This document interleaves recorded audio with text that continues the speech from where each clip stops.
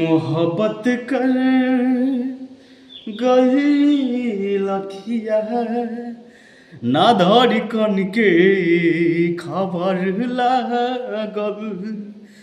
मोहब्बत कर गई लखिया ना धड़कन के खबर लागल। हिरपवा के असर ना हिरपवा के असर ना प्रीतिया कर गई पागल।